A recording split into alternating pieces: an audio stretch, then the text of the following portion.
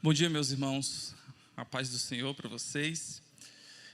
Nós vamos dar continuidade no estudo sobre a vida e o chamado dos 12 apóstolos.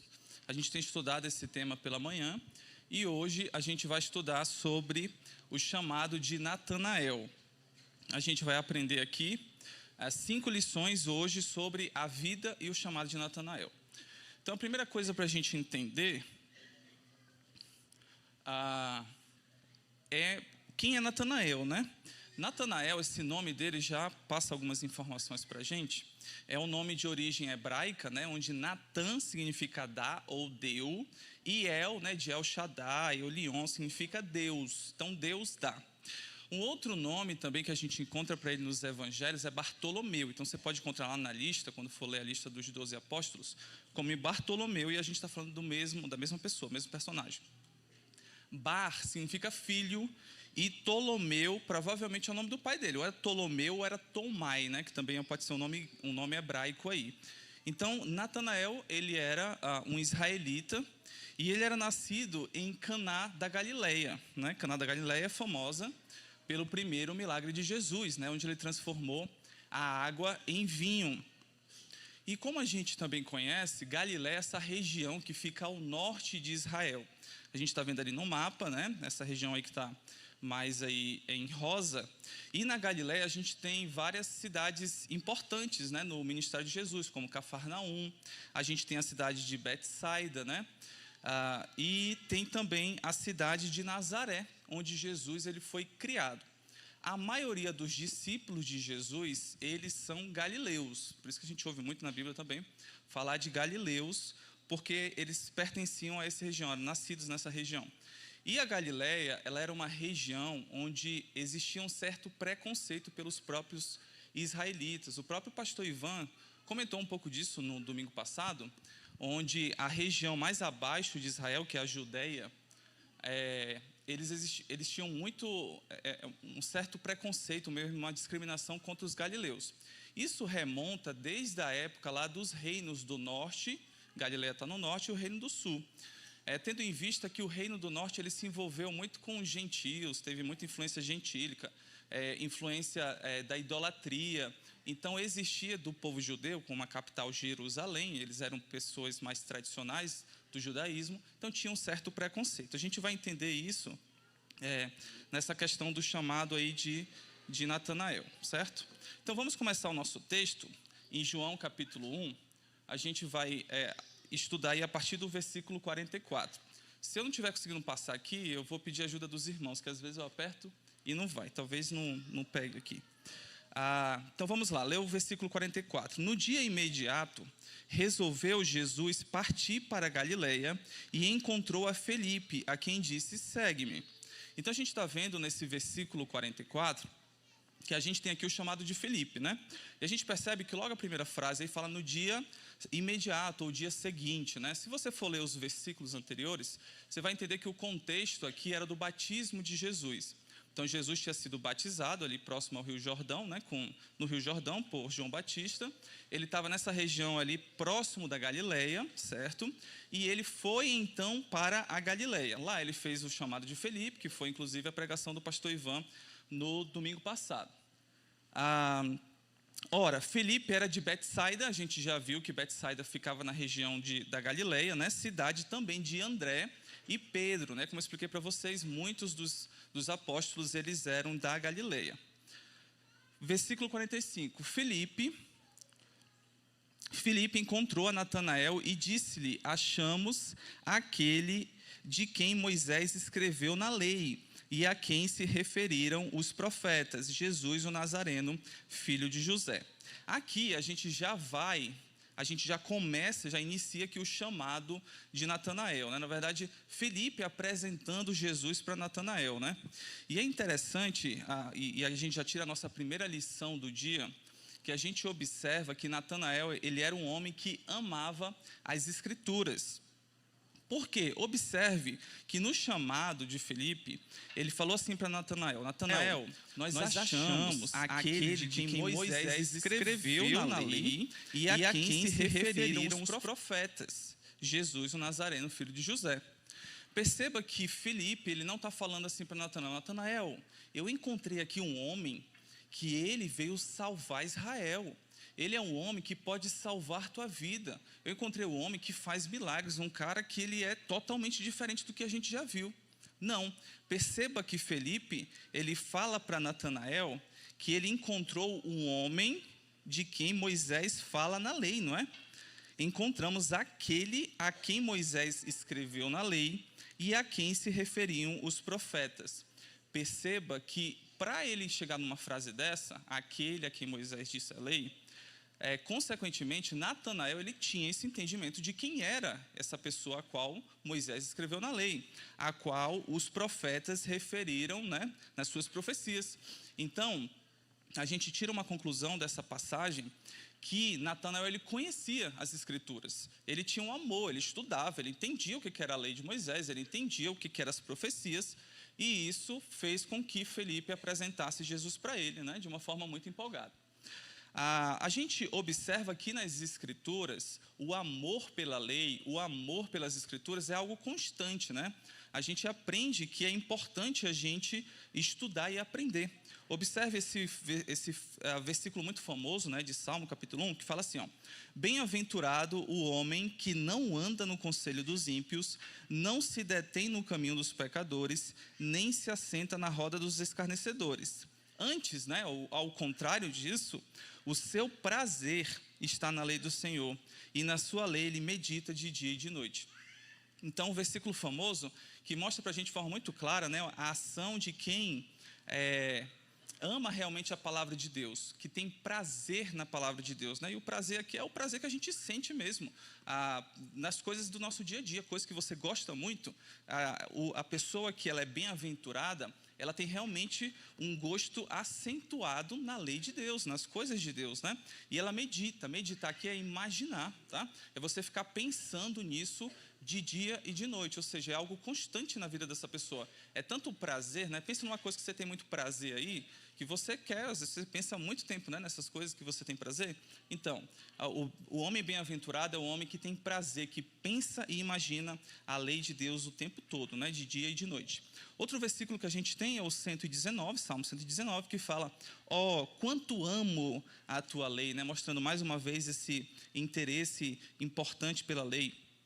E a minha meditação em todo dia, mais uma vez, mostrando a importância de amar a lei e meditar nela constantemente. Depois, no Novo Testamento, a gente vai encontrar o próprio Jesus ensinando isso em João capítulo 5, nesse mesmo evangelho, onde ele fala assim, ó: examinai as Escrituras, porque vós cuidais de ter nelas a vida eterna. Jesus está orientando, exortando os seus discípulos a examinar. E é interessante quando a gente vai observar esse verbo no grego aí, ele significa se examinar como se fosse pesquisar, investigar ou sondar. É o mesmo termo usado quando o Espírito Santo sonda os nossos corações, né? Então imagina a profundidade do que Jesus está falando aqui. Para a gente fazer uma pesquisa, uma investigação, uma sondagem profunda nas Escrituras, porque a gente vai encontrar o que nas Escrituras ali? Uma coisa que é banal, né? Nada disso. A gente vai encontrar na Escritura a vida eterna, a nossa salvação. Por quê? Por que a gente encontra a salvação? Ele explica aí logo em seguida. Porque elas testificam de Jesus, né? Jesus é que nos traz a salvação. Testificar aqui é testemunhar, é confirmar. Elas confirmam quem é Jesus, a sua obra, o que ele fez para a gente, e consequentemente a gente alcança a vida eterna através da nossa entrega da vida a Jesus. Ainda no Novo Testamento, a gente também tem uma outra passagem muito famosa. Opa, não apareceu não aí para vocês? Desculpa então. Eu vou pedir para o irmão lá me ajudar. Pronto. Então vamos lá, é porque aqui eu acho que não está pegando, mas essa outra passagem famosa em Atos 17 diz o seguinte: ora, estes que eram a passagem dos bereanos foram mais nobres do que os que estavam em Tessalônica, porque de bom grado receberam a palavra, examinando cada dia nas Escrituras se estas coisas eram assim. Eu quero que vocês observem o seguinte: aqui o contexto desse verso é na segunda viagem missionária de Paulo. Ele estava pregando lá aos gentios e ele passou por Tessalônica. Pregou para Tessalônica, as pessoas se converteram, tanto é que a gente tem a carta, né? A igreja de Tessalônica. E ele depois foi pregar numa cidade chamada de Bereia. Pregando lá, isso chamou muito a atenção aqui de Paulo e Silas, porque Lucas escreve aqui que eles foram mais nobres, né? Ou seja, tiveram uma atitude superior. Por que eles tiveram uma atitude superior? Porque eles receberam de bom grado a palavra. Então, primeiro passo, eles receberam essa palavra, chegou para eles, examinando cada dia nas Escrituras se estas coisas eram realmente assim. O termo aqui, examinar, ele é um pouco diferente do que a gente viu ali em João, tá? Mas significa interrogar, inquirir, julgar, questionar. Eles eram pessoas questionadoras. Só que eles eram questionadores, não era um questionar para o mal, para pegar a pessoa, para deslizar, não. Eles queriam realmente saber a verdade. É isso que tem que motivar o nosso coração. A gente tem que questionar nas Escrituras, interrogar nas Escrituras, para a gente receber a palavra de bom grado. Para que a gente não seja enganado por qualquer vento de doutrina, né?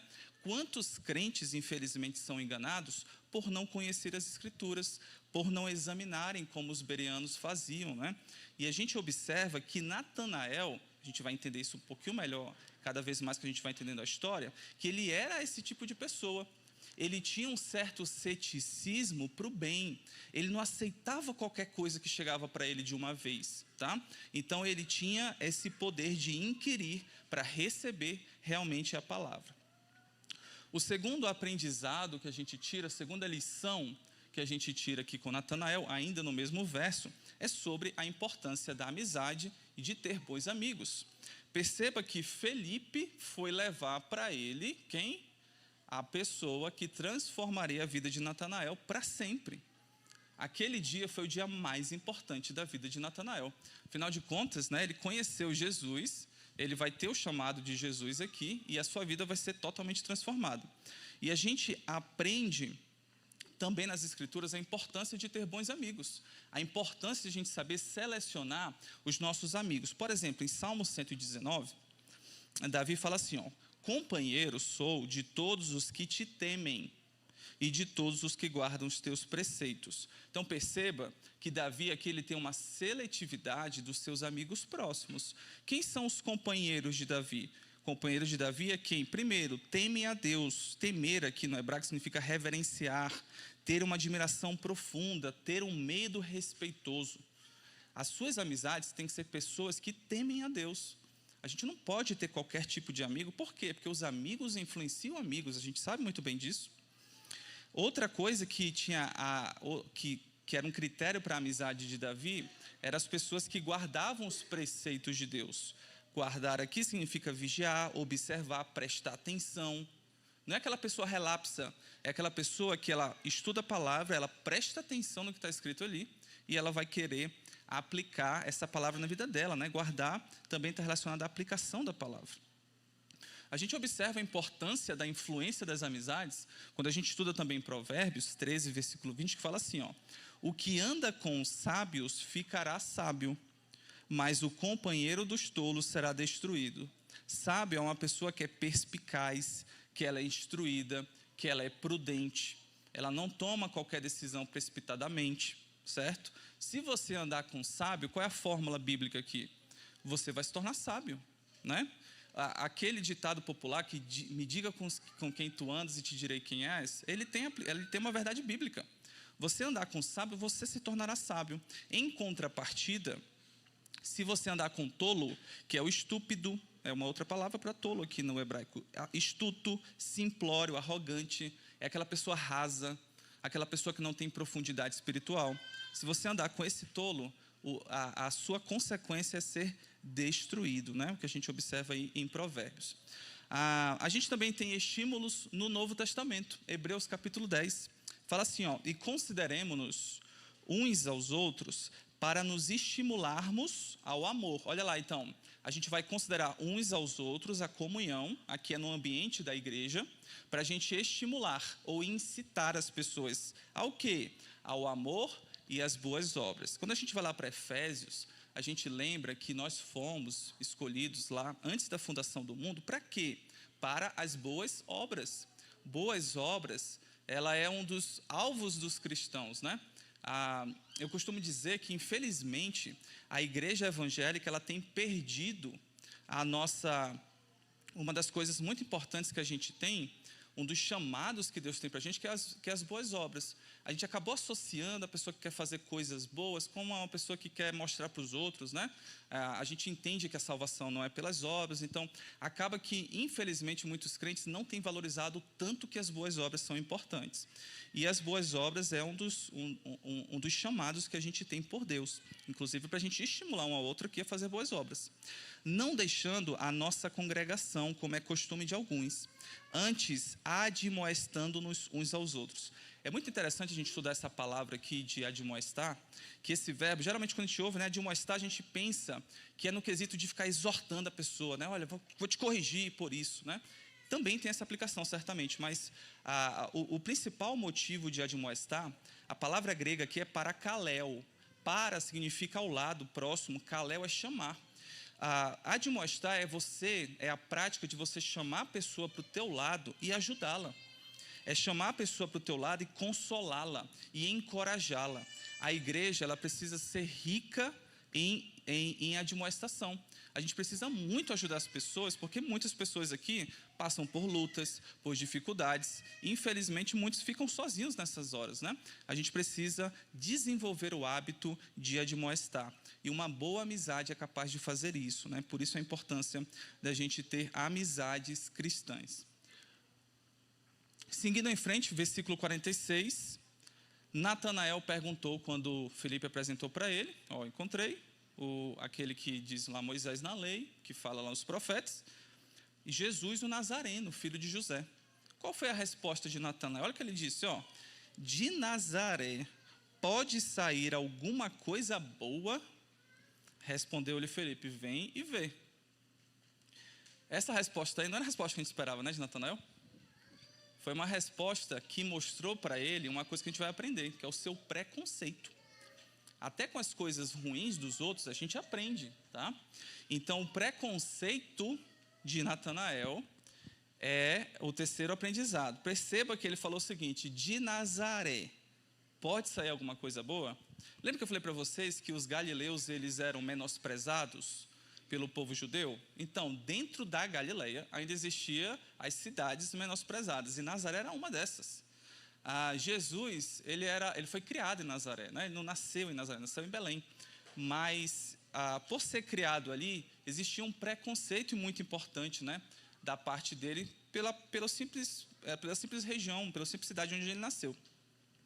É muito interessante porque Natanael, ele era um homem que estudava a palavra. Ele poderia, por exemplo, ao invés de falar de Natanael pode ser alguma coisa boa, falar isso aqui, por exemplo, olha, Filipe, eu estudei lá no profeta Malaquias que de Belém iria sair o nosso rei de Israel, o Messias, e não de Nazaré. Não está batendo com a palavra isso que você está me falando. Como é que ele é o homem que diz Moisés na lei e os profetas? O profeta aqui, Malaquias, fala que vem de Belém, não é de Nazaré, né? Ele poderia responder isso, mas não. Aflorou, saiu do peito dele o quê? O seu preconceito, né? Esse preconceito, ele era muito comum na região. A gente observa em vários relatos bíblicos, no próprio Evangelho de João, quando Jesus, ele estava lá pregando, e aí, ele fazia os sinais, os milagres, e muita gente falava, olha, ele é o Cristo. Outros, porém, perguntavam, porventura Cristo virá da Galileia?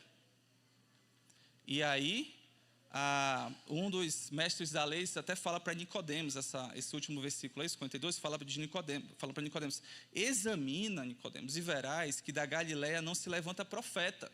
Então existia essa restrição em relação a qualquer coisa que via da Galileia. Outro verso que a gente tem é em Lucas 4,16, quando Jesus está pregando lá na cidade dele, Nazaré. Olha lá como esse preconceito ele era forte na região. Indo para Nazaré, onde fora criado, entrou num sábado na sinagoga, segundo o seu costume, e levantou-se para ler, né? Esse aqui é até um texto que Jesus até vai ler na sinagoga sobre Isaías. Ele está até lendo aqui uma passagem que cumpria a vida dele. E aí ele leu e tal, aconteceu aqui, e aí todos lhe davam testemunho, e se maravilhavam das palavras de graça que lhe saíam dos lábios. Olha que interessante, as pessoas lá ficavam maravilhadas. Se você for ler todo o texto aí de Lucas, você vai perceber que a gente falava assim, esse aqui não é o filho do carpinteiro? Como é que ele tem tanta sabedoria para falar essas coisas? As pessoas se maravilhavam, né?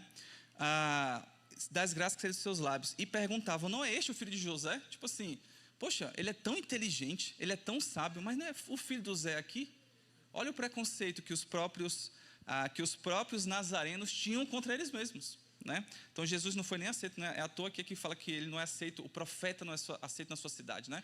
Esse verso famoso é aqui nesse contexto. Então a gente observa que a discriminação, o preconceito, ele existia e ele existe até hoje. Até hoje a gente ainda tem preconceito contra regiões, contra tamanho de pessoa, contra a sua beleza, contra status social.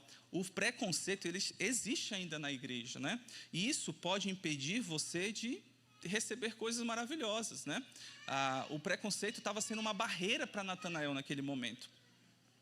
E a gente aprende nas Escrituras que Deus, ele é totalmente contrário a isso. Olha o que ele fala em 1 Coríntios. Ele fala assim, ó, Deus, ele escolheu as coisas loucas do mundo para envergonhar os sábios.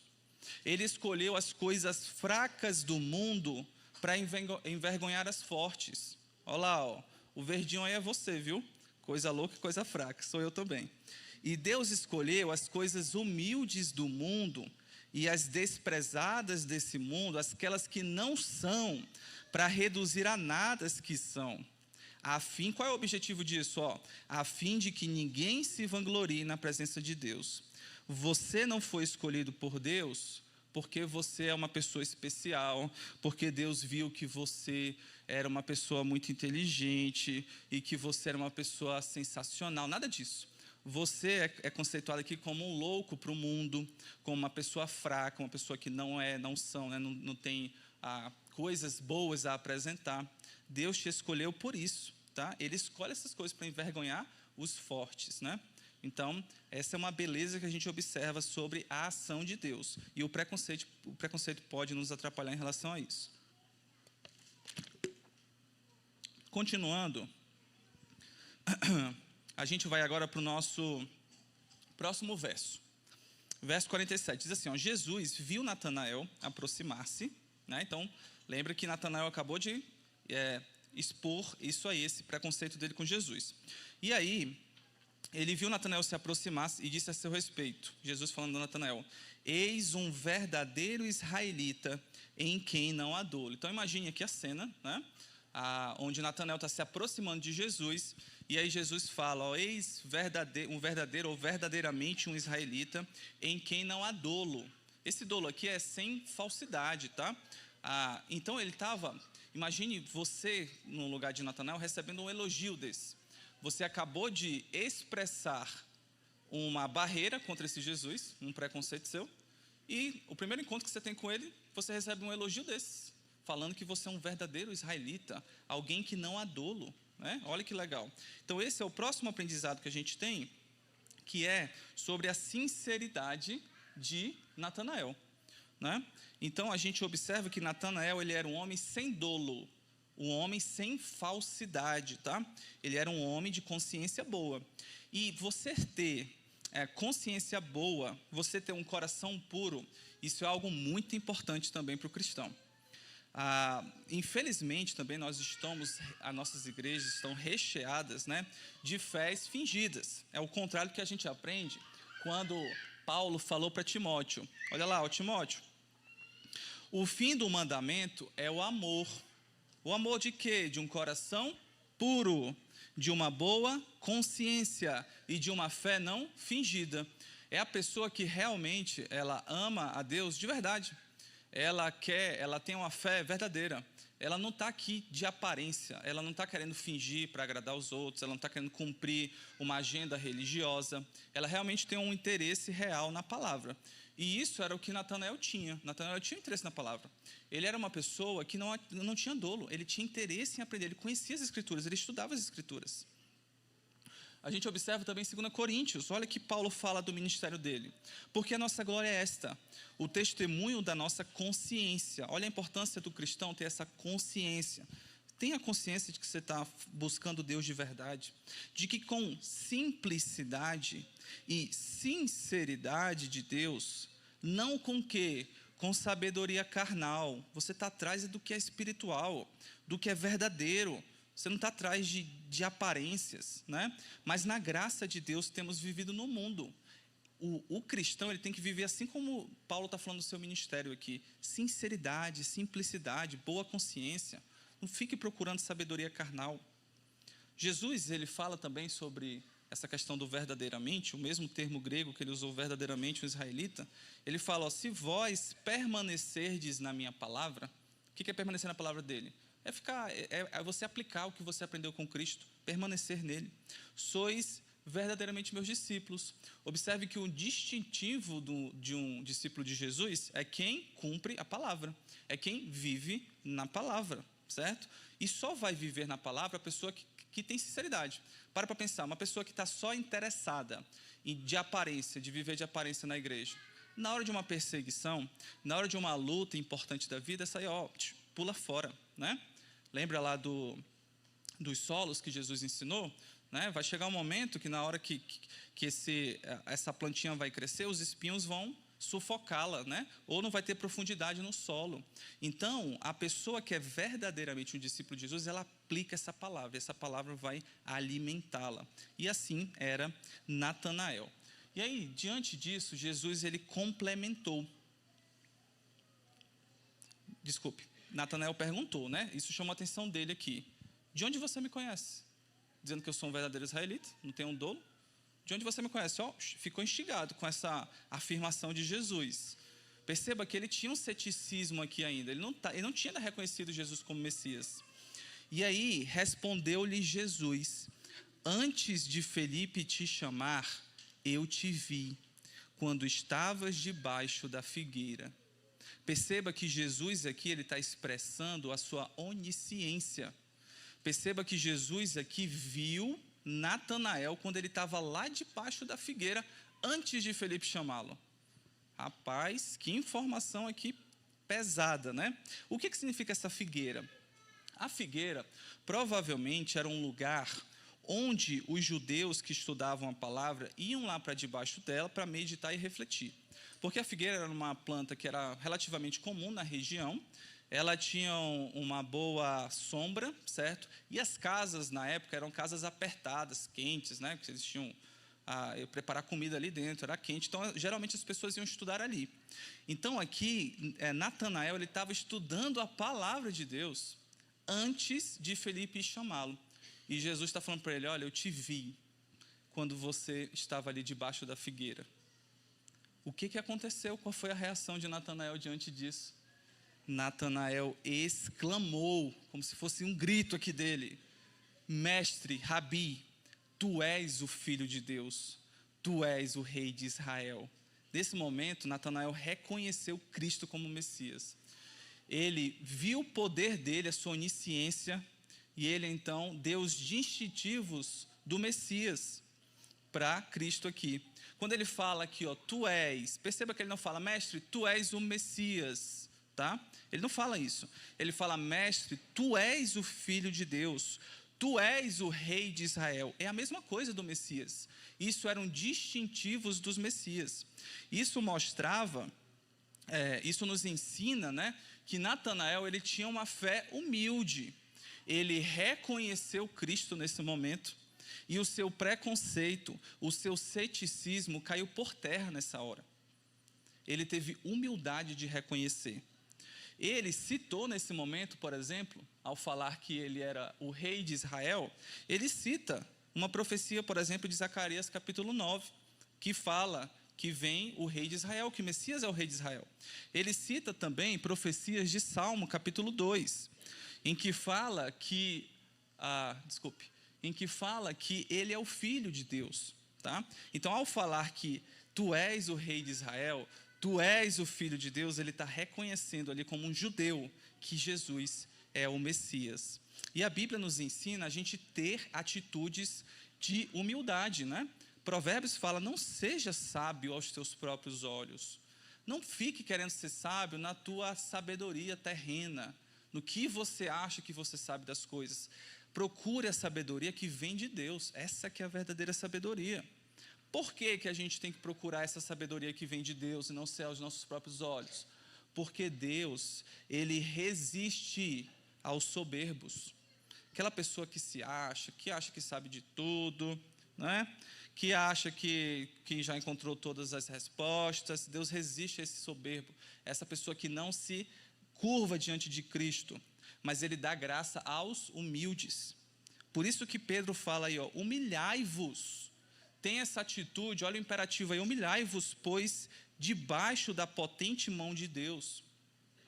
Essa é a atitude de um cristão. O cristão tem que ser humilde e ele precisa se humilhar, né? A gente tem esse outro verso muito mal usado, né, no dia a dia, Mateus 23:12, que fala assim, quem a si mesmo se exaltar será humilhado, e a quem a si mesmo se humilhar será exaltado, né? É um que Jesus falou isso daqui. As pessoas falam, os humilhados serão exaltados. Não, o texto não diz que os humilhados serão exaltados. O texto fala que aquele que se humilhar, a atitude, ela precisa ser sua, de se humilhar diante de Deus. Você precisa se curvar diante das verdades do Senhor. Você tem que deixar de ser soberbo, tá? Você tem que deixar de se exaltar diante dele, porque se você se exaltar diante dele, você será humilhado. Versículo 50, já a gente caminhando para o fim. Ao que Jesus lhe respondeu. Então, ele reconheceu Jesus como Messias, né? Lembremos disso. Aí Jesus responde para ele, porque eu te falei que eu te vi lá debaixo da figueira, você creu? Pois maiores coisas do que estas verás, né? Então Jesus mostrando, eu vou fazer coisas muito maiores do que essa. Você vai ver coisas muito maiores do que essa. Natanael passou a ser um apóstolo, o seguidor de Jesus. Ele viu grandes maravilhas ao lado de Jesus. Ele viu cegos sendo curados. Ele viu pessoas que nunca ouviram na vida, ouvindo depois. Eles viram pessoas que nunca andaram na vida, andando depois. Eles viram pessoas endemoniadas que ninguém conseguia salvar essa pessoa. Jesus exortando e tirando o demônio dessas pessoas. Ele viu coisas maravilhosas ao lado de Jesus. Jesus ter dito para ele que o viu debaixo da figueira foi coisa pequena, mas foi o essencial para ele se voltar para Cristo. Depois Jesus acrescenta, e ele fala assim, em verdade, se em verdade é um termo que sempre você lê na Bíblia, significa, olha, o que eu vou falar aqui, é algo muito verdade. É muito verdadeiro, presta atenção nisso, tá? Em verdade vos digo que vereis o céu aberto e os anjos de Deus subindo e descendo sobre o Filho do Homem. Esse último versículo que a gente está lendo aqui agora, ele fala uma coisa muito interessante. Ele traz 3 coisas aqui para a gente, tá? Primeiro, Jesus está fazendo uma clara referência a um fato que aconteceu com Jacó. Que Jacó teve um sonho, e ele sonhou o seguinte, que tinha uma escada que ia da terra ao céu, e nessa escada os anjos subiam e desciam por ela.